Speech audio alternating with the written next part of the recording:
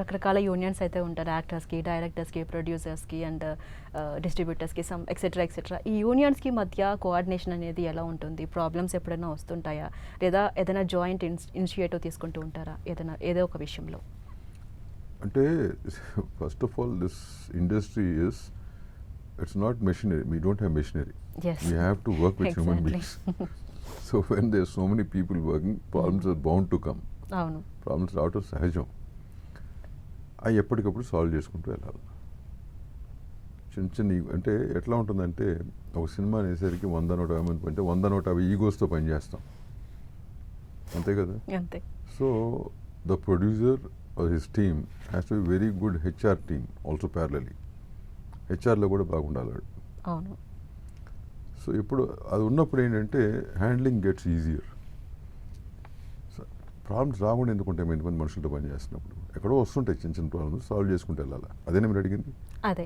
And ఇండస్ట్రీలో politics కూడా ఎక్కువే ఉంటాయని దానికి మీరు యాక్సెప్ట్ చేస్తారా? మీ ఒపీనియన్ ఏంటి దానికి? పాలిటిక్స్ నేను అంటే నా ఎక్స్పీరియన్స్ బట్టి ఈ 10 ఏళ్లలో ఎక్కువైనాయి, తగల. ఓకే.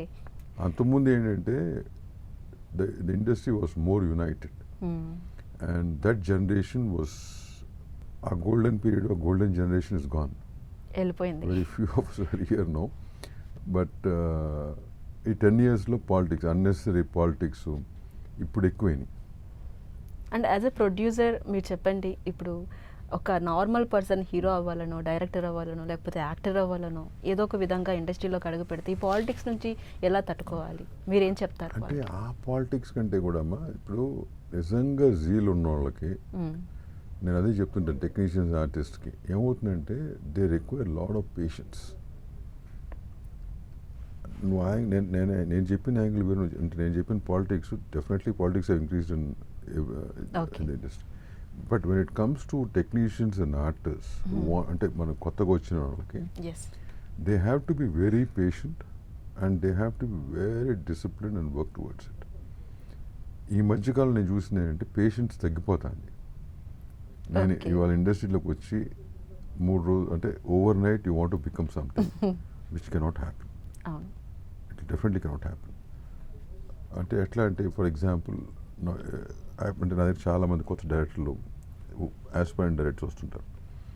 వచ్చినప్పుడు when I talk to them what I realized is ప్రతి ఒక్కళ్ళు ఫస్ట్ సినిమా చేసేయాలి, సెకండ్ సినిమాకి రాజమౌళి అయిపోవాలనుకుంటారు.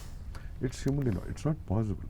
ఇన్స్టెంట్ అయిపోయింది. ఎందుకంటే ఈవెన్ ఆయనకు కూడా ఏదో 21 years of journey behind him. Only then became Rajamouli, right? So వీళ్ళకేంటి దాంట్లో 2-3 years జర్నీ కూడా షేర్ వీళ్ళు, but they want to be that. అంటే నేను ఎగ్జాంపుల్ ఎందుకు చెప్తున్నా అంటే అర్థం అవుతుంది చెప్తున్నా. It's not that easy. Artist కూడా అంతే.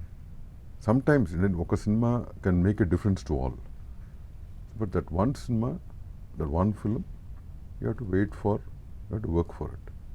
అంటే ఇండస్ట్రీలోకి రావాలి, సర్వైవ్ అవ్వాలంటే పేషెన్స్ ఈజ్ మోస్ట్ ఇంపార్టెంట్. చాలా ఇంపార్టెంట్ అమ్మా, పేషెన్స్ అనేది చాలా ఇంపార్టెంట్. అండ్ ఇంకోటి ఏంటంటే ఇంకా ఇప్పటివరకు మీరు ప్రొడ్యూసర్గా కొన్ని మూవీస్కి వర్క్ చేశారు. సో యాజ్ అ ప్రొడ్యూసర్ ఇప్పటివరకు మీరు ఓవరాల్గా ఎన్ని మూవీస్ చేశారు? వాటన్నిటిలో కల్లా ది బెస్ట్ మీ ఫేవరెట్ అంటే చాలా చేసామా. Because Ranjith movies is almost 50-year-old company, started by my father and grand father. నేను almost I think 37 years now since I been there.